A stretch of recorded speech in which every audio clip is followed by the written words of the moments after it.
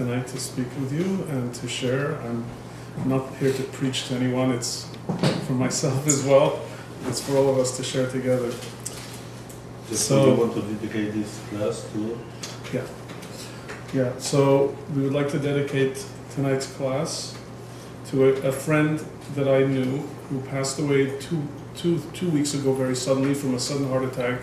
His name was Rabbi Elie Benzaquen. His full name was Rabbi Eliezer Lipman Ben Harav Yoshua. And he was a rabbi in Vancouver, but what was so amazing about him and how so many people reacted to his sudden death was he was a person who, if he would interact with you, you felt like you were the center of the world, and he gave you his full attention. He was such a loving person, and it was such a shock for so many people. I last spoke with him maybe 20 years ago, and I still remember that. That's what kind of a person he was. And if you ask anyone in Vancouver, they all knew him, and it's a really sad shame. But so this class is dedicated to his memory, to his chus, and hopefully some of the ideas of tonight symbolize what he stood for. I would also like to dedicate tonight's class to Reb Chaim Avram Hirsch Ben Bela, a good friend of ours, wishing him a speedy recovery, a refuah shlema. He's somebody, Alan Scope. He's someone who no one can deny the incredible fire when you would see him davening, and his love for Torah and love for Yiddishkeit. It's such an inspiration. And so may that stand him in good stead, and he should recover speedily. There's actually an interesting story that I discovered last week. I want also to dedicate the outside tonight after my late father, so Shabtai Moshe ben Aryeh. So the class is dedicated to Reb Shabtai Moshe ben Aryeh. Interestingly enough, last week I came upon a story. And we should just point out that tonight is Lag BaOmer, which is a special holiday. One of the things that's unique about it is that Reb Shimon Bar Yochai, who passed away on Lag BaOmer, he opened up the mystical teachings of the Torah to the world, and of course it was further developed and opened up through Chassidus as well.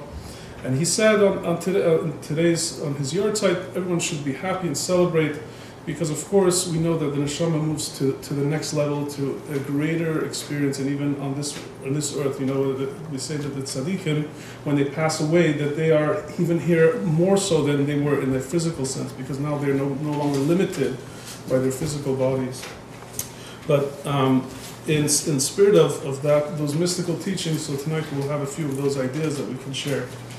An interesting story that mentioning Reb Chaim Avram was one of the sons of Reb Shnei Zalman the Baal HaTanya. His name was Chaim Avram. And there's an interesting story that relates to Sfiras HaOmer. On the second day of Shavuos, his brother found him weeping on Shavuos in shul, found him crying in shul.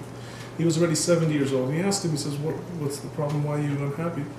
And he says, my father, Alav Hashalom, the Alter Rebbe, he said that if you work on yourself in your avodah, so that every day of Sfiras HaOmer, the Sfira, that if you work on yourself in the right way, that you will merit to receive the brilliance of Sefira from Lashon Sapirs. Lashon Sfira is Lashon Sapir. The brilliance of each midah that we receive on the days of Sfira, you will merit to receive that. And by the time you reach Shavuos, where you reach that ultimate, and you've accomplished all the levels, you'll reach. He says, and I don't feel that I've reached that. He was in tears because he felt he missed that out. So I just thought it was very interesting that his name was Chaim Avram, and it relates to Sfiras HaOmer. In any case, so there was once a woman who came to her rabbi, and she says, I'm very concerned. My husband's not happy that I attend the synagogue, come to services, and she would always come to the rabbi and tell him this, and he would, he's kind of getting tired of it, and he says, don't worry, have faith, God will take care of you. Everything will be fine. She says, my husband, you know how he is. He gets very angry. He gets very violent, and he doesn't want me coming here, but I just love coming here. He says, don't worry, God, have faith. Everything will be fine. Then she says, well, but there's something else. He says, what is that? And she says, well, now he's angry at you because he feels that you are the influence, and I'm really afraid he's going to come and do something to you. And so the rabbi says, well, now that you say that, There's another synagogue a couple of blocks down the road. Maybe you should try that one out. So we sometimes have faith for others. We are able to preach it to others. But when it comes to ourselves, we suddenly lose that. And some of the ideas that we want to share tonight are thinking less about ourselves and less self-focused and more focusing on the other. It's what we would like to focus on. In order to work on our Emunah, in order to work on our faith, first of all, we certainly need to learn, we need to study. There was once a rabbi, he met a young man and he wished him hello and he wished him good morning and he says, thank God. The rabbi said, thank God. And the young man said, you know, Rabbi, I'm an atheist. I don't believe in any of that.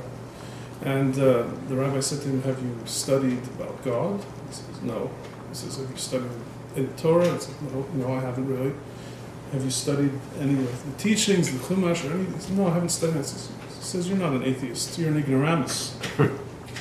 In order to understand, in order to believe in Hashem, we need to understand Hashem. Of course, Hashem is unknowable, Hashem is Ein Sof, Hashem is unlimited. So how are we supposed to understand Hashem? So some of the ideas that are brought, we have the Rambam, who teaches us about knowledge of Hashem. I think it was the Rambam who said you cannot love, also to love Hashem. You cannot love something that you do not know. So we need to work on that, as well. So there's an interesting story in the Chumash that we read every year, and there's a little detail in the story about Yosef HaTzadik, when he was in the jail, and he was sitting with all these other prisoners. He had been falsely accused, and the Torah tells us one morning he comes into the jail and he sees the two ministers of Paro, and he notices that they're looking depressed. And the Torah says that he comes to them and he says to them, Madua paneichem roim hayom? Why do you look down today? Why are you so unhappy today? And this little detail is something that we really gloss over, we don't really pay much attention to. But the truth is, we really should, because what Yosef is showing us is an attitude that we should reflect on and consider in our own lives. If you think about it, there's a couple of questions about this little story. Of course, we know how Yosef got into jail. He was falsely accused. He was running the household of Potiphar, and his wife tried to seduce him a number of times, and finally, when she gave up in frustration, so she accused him falsely. She took his coat, she tore his coat, and she says he tried to attack me, and he was thrown into jail. And when we think about it, so here's Yosef, and he's in a jail, in an Egyptian jail. You can imagine what type of a place it was in those days. Even today, I'm sure it's not very nice place to be. And yet, here he is, and he's not thinking, woe unto me. He's looking at some other prisoners who have nothing to do with him, and he's asking them, why did you look down today? And there's a few questions we can ask. First of all, why would he care? What can he do? He can't do anything about it. These were strangers. They had nothing to do with him. And you can ask also, he himself, if you think about it, he was a beloved son of a beloved wife of Yaakov. He lost his mother at a very young age. And then he was accused falsely by his brothers. And then they took him, they wanted to kill him, and then they threw him in a pit, and then he was going to die. There were snakes there, and then they pulled him out, and then they sold him off to some passing Arabs, and then he was taken far from his family. He had so many reasons to be unhappy. He could have been down. He could have said, woe is my life, and here I'm stuck in this pit, and I'll never get out. In Egypt, if you were thrown into jail and falsely accused, he didn't even do what they accused him of, and he may have never had any hope to get out. He had many reasons to be down. And yet, what was he doing? He's looking around and he sees a fellow prisoner, and he sees that they're down, and he says, why are you unhappy today? And if we think about the reality of that, we look at Emunah as, if I'm going to overcome the negativity in my life and I'm going to stay positive, so Hashem will cause a miracle to happen, and things will work out right. Or maybe it won't necessarily work out right. But the point is, though, that we think that Hashem will take care of it, but the reality is that we ourselves have that ability to change our own reality. And that's how Hashem helps us, by thinking that way. If you look at what happened, by Yosef being considerate and caring about these prisoners, we know that as a result, the baker, who was acquitted, because he interpreted his dream, so the baker was released, the butler was hanged, and he interpreted the dreams correctly, the baker was released, and then 2 years later, the baker is there in the court of Paro, and Paro has a dream, and as a result of Yosef paying attention to these guys and giving them an interpretation to their dream, Yosef was pulled out of jail, and then he was given the opportunity to interpret the dream for Paro, and as a result, he was taken and placed second in command of the whole nation of Egypt, which was pretty much the center of the civilized world at the time. And he was able to save Mitzrayim, he was able to save his own family from famine. A tremendous series of events occurred, all as a result of him paying attention to somebody else and not thinking about himself. So, an idea that I would like to suggest is that rather than us, of course we need to strengthen ourselves in our Emunah, but our Emunah, I would like to suggest, is so that we should strengthen someone else's Emunah. Emunah in other fellow Jews, and so that when we go around and we notice, and of course it's something we have to work on very, very much in ourselves, but we notice someone else who's down, when we speak to them and say, how are you, what's the matter, Pat, I see you're a little bit not yourself, whatever it is, we give them faith, we give them Emunah. And that's how we can give it to them, and that's kind of the idea that I'd like to share.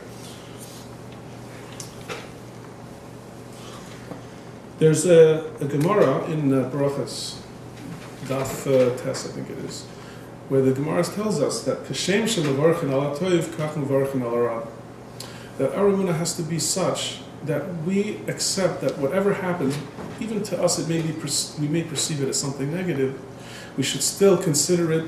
We know that Hashem is only good and provides only good, so therefore it can only be good. And just as something that appears negative to us is something that's positive, we would celebrate, we would be happy, and we would thank Hashem, so too when something negative happens, we should also thank Hashem. That's a very difficult thing to consider. There's a story of a Rosh Yeshiva, his name was Rabbi Elie Benzaquen. He lived in Russia about 100 and such years ago. And he had a yeshiva in Russia, but he had a very interesting advantage over other Rosh Yeshivas. He was a very wealthy man. He didn't need money. He didn't have to go and run after people to get money.